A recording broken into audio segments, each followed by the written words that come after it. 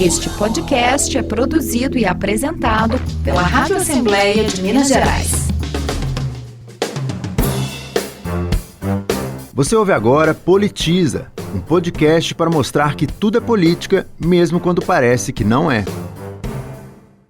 Abril de 2023. Uma companhia canadense anuncia o início da produção comercial de lítio no Brasil. É a entrada oficial do país na lista dos produtores do chamado ouro branco, a cobiçada matéria-prima de baterias para carros elétricos. Maio de 2023. O governador de Minas, Romeu Zema, lança em Nova York, nos Estados Unidos, o projeto Vale do Lítio, conjunto de investimentos na cadeia produtiva do metal no Vale do Jequitinhonha, a região mais pobre do estado. É também a que concentra as maiores jazidas do Brasil para a produção de lítio. O lançamento foi na Nasdaq, a maior bolsa de valores do mundo em negócios de tecnologia e inovação.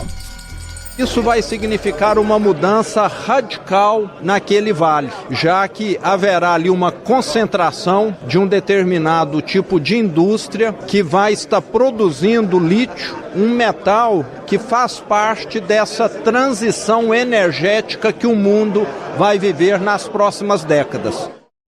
Julho de 2023.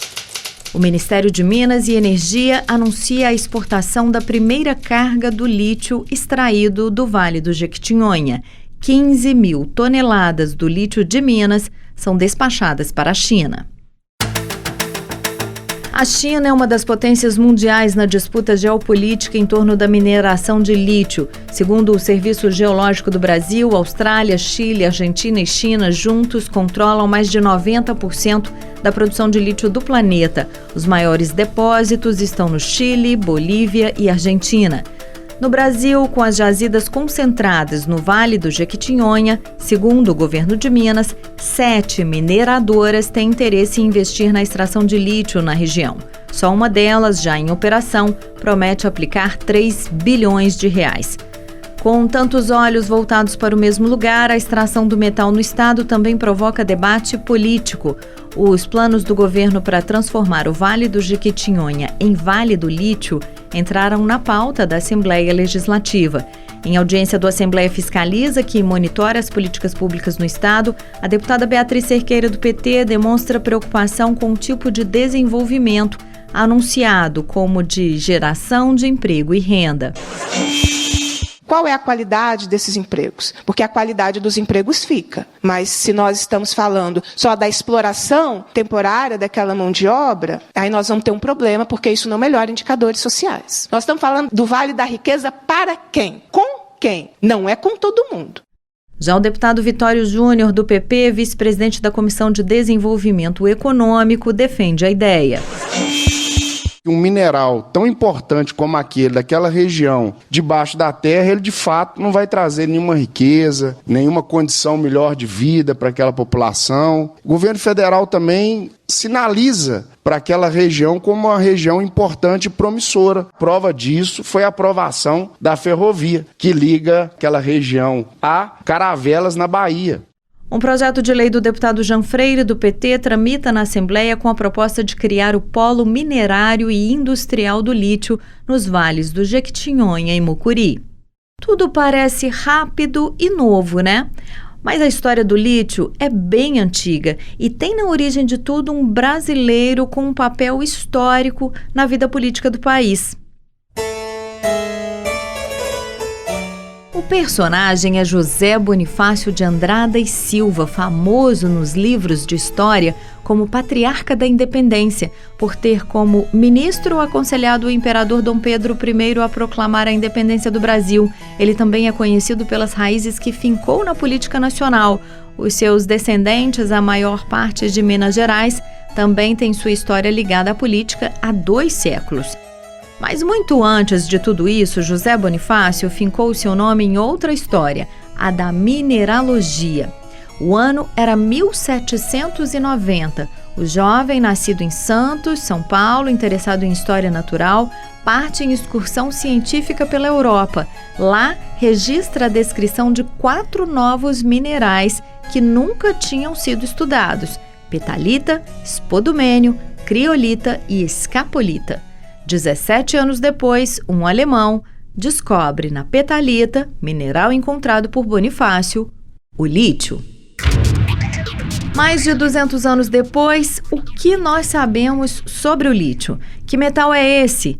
É possível uma produção sustentável, reaproveitar os rejeitos e reciclar as baterias produzidas a partir desse material?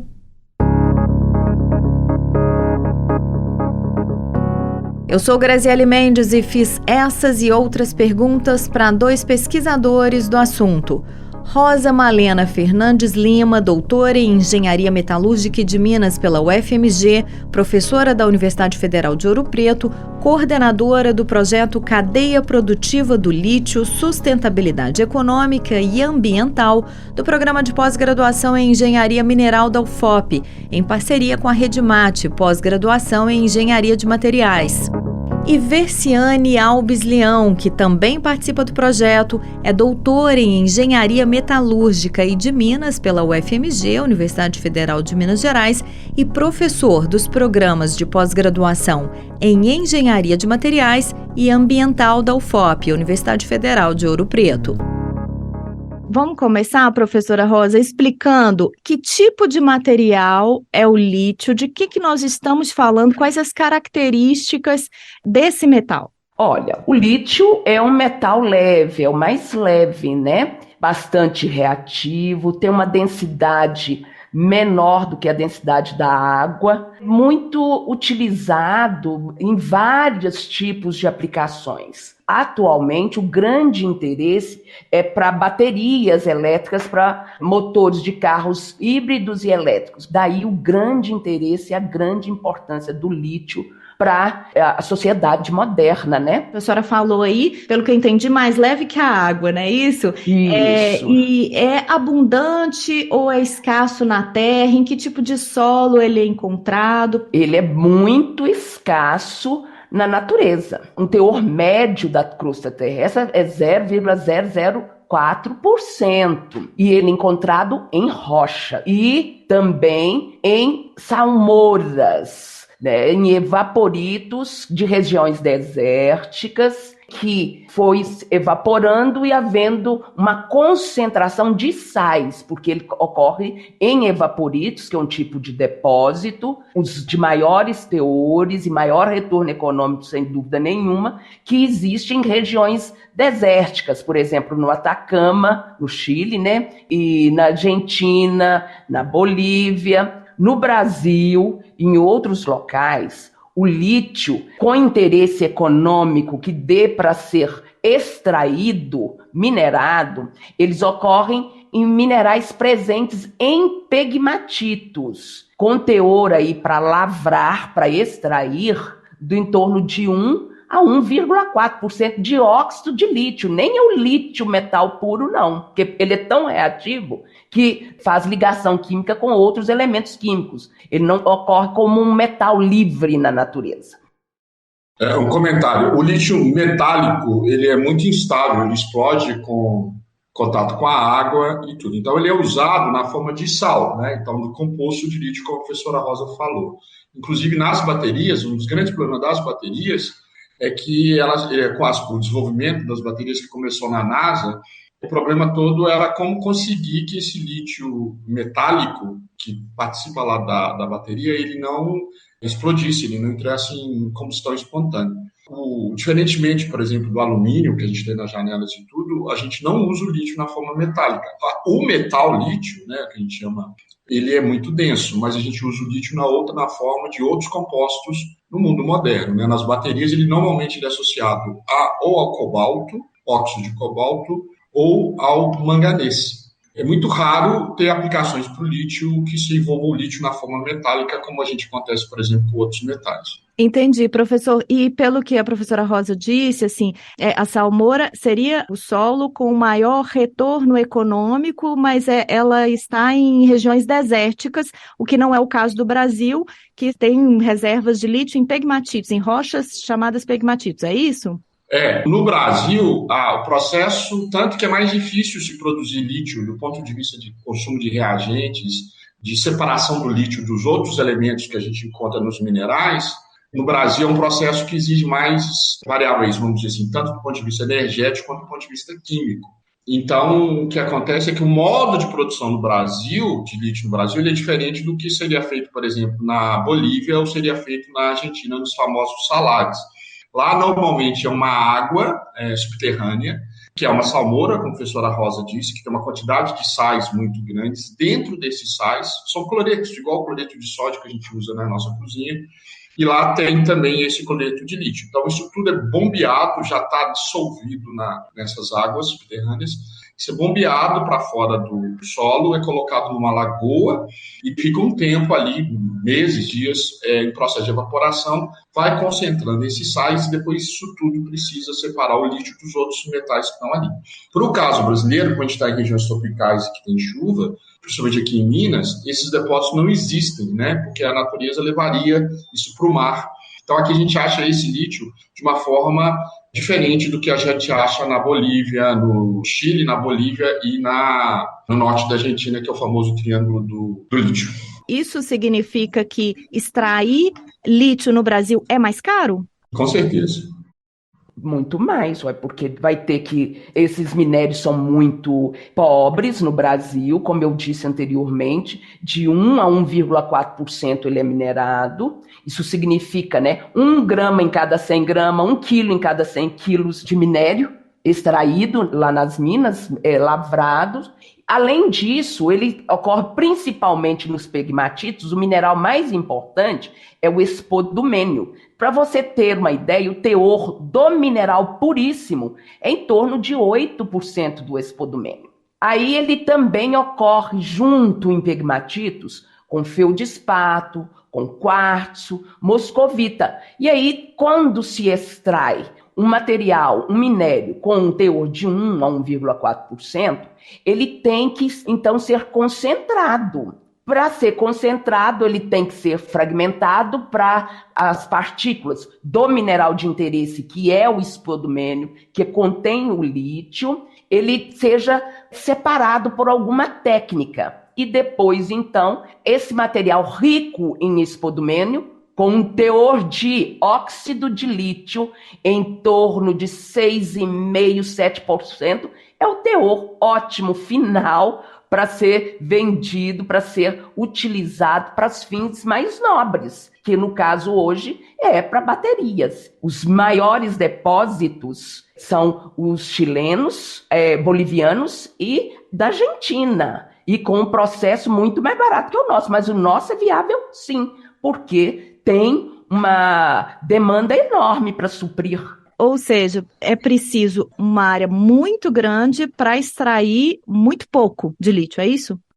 É preciso explicar que não é o tamanho da jazida, mas o valor de mercado que vai definir se vai ser viável ou não. Certo. Então, por exemplo, para ouro, o teor é muito baixo, muito menor do que esse que a professora Rosa está falando. Mas o ouro vale tanto no mercado que você pode fazer uma mina relativamente pequena, a gente comparando, por exemplo, uma mina de minério de ferro com uma mina de ouro, a mina de ouro é sempre muito menor, mas ela também é viabilizada economicamente.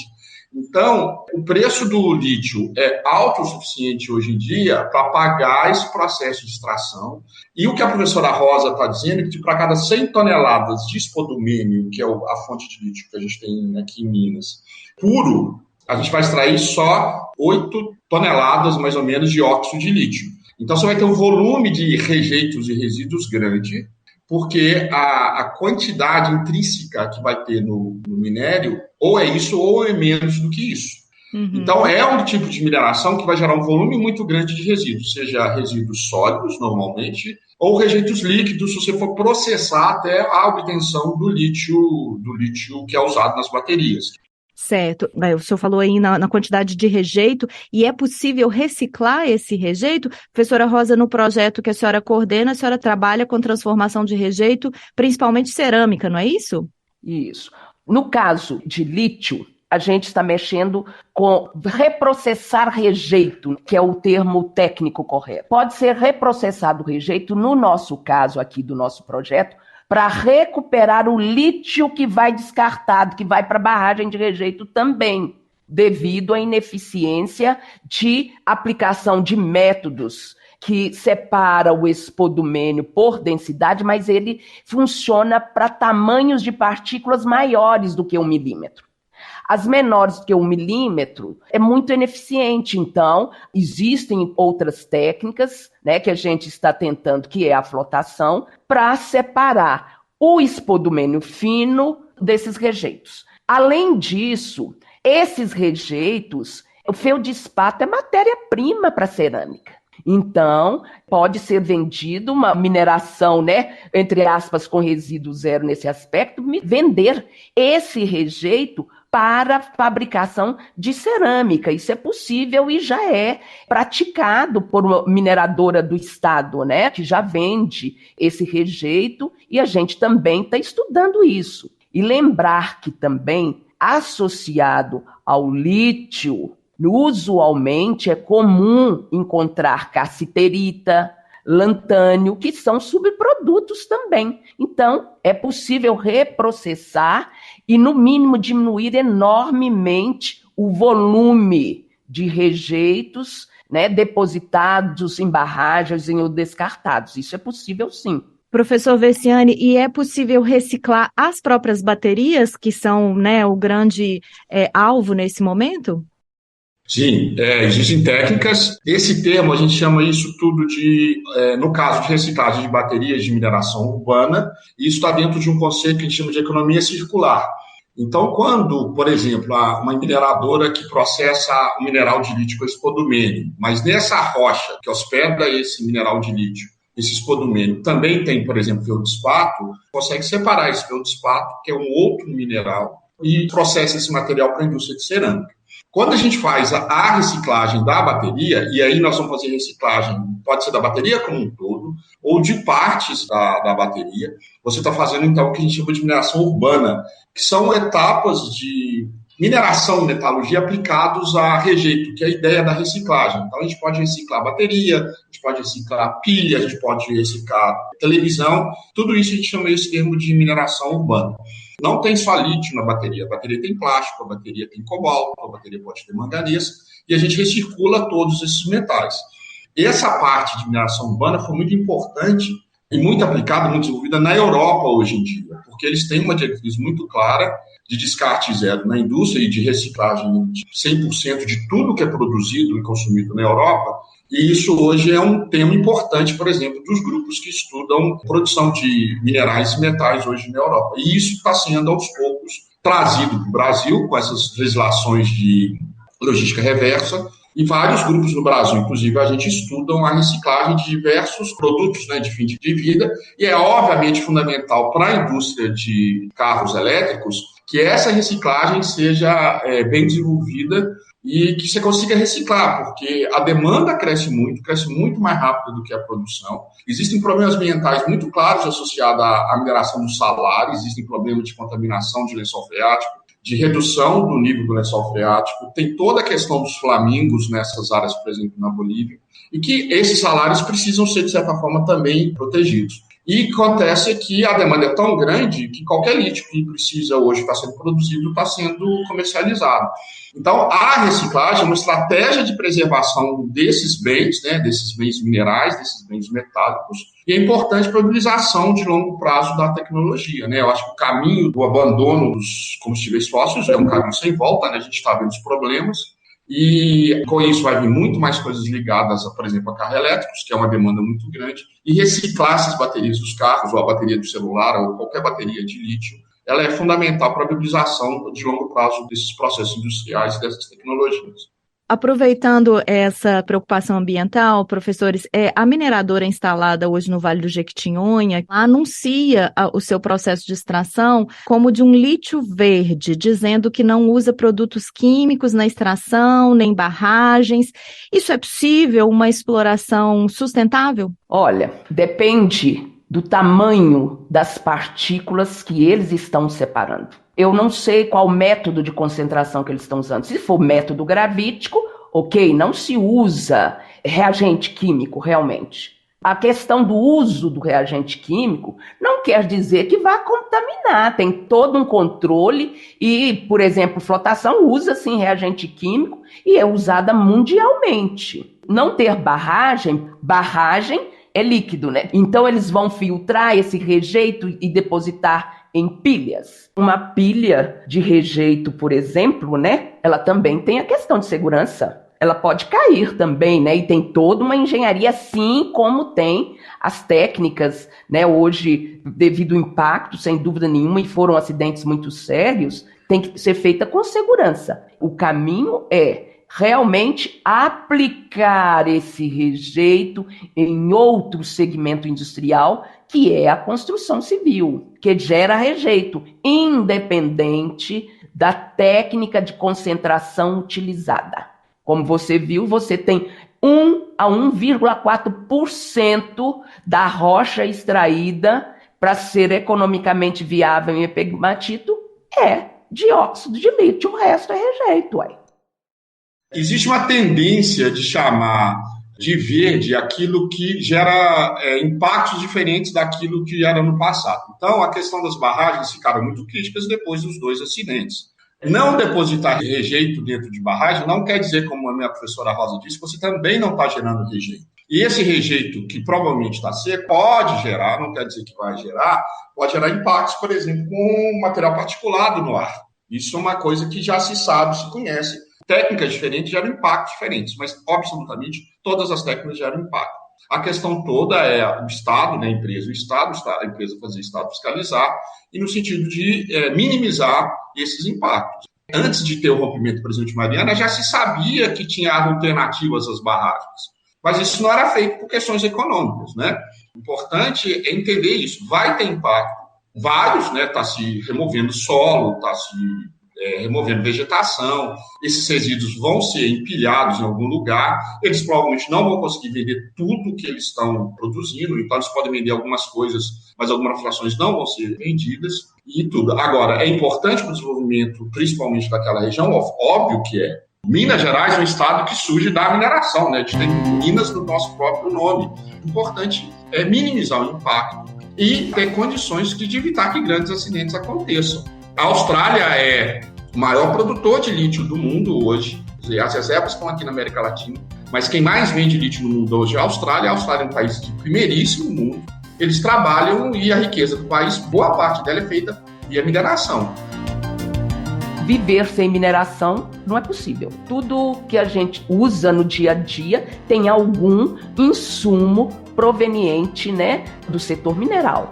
Incentivar no país, então, a produção do carbonato de lítio, já para ir direto para a fabricação da bateria e tal, que tem um valor muito maior, muito agregado. O retorno para o país é muito maior. Dominar a cadeia. Já que nós estamos extraindo, vamos gerar os rejeitos, vamos ficar com os rejeitos, uma tendência muito no Brasil nos últimos anos tem sido vender um produto que não é o produto final. A gente vende, por exemplo, a China, e lá eles produzem a bateria, a gente compra a bateria deles, o preço que eles querem. Então é importante que a gente domine todo o ciclo de produção, que a gente consiga sair do lítio, que está no mineral no condomínio, que a gente tenha um esforço no sentido de produzir a bateria também.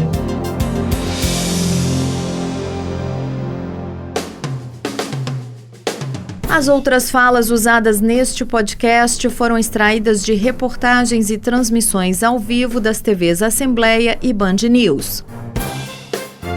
Eu sou Graziele Mendes, fiz entrevista, roteiro, produção e apresentação deste episódio. Trabalhos técnicos de Luciano Moraes, edição e coordenação geral de Rosângela Rabelo, identidade visual de Clarice Maia.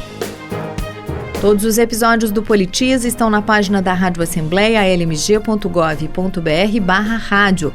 Você também encontra o nosso podcast no seu tocador preferido. O Politiza está no Spotify, Deezer, Google, Apple, Amazon Podcasts, Anchor, Radio Public e outras plataformas digitais. Este podcast é produzido e apresentado pela Rádio Assembleia de Minas Gerais.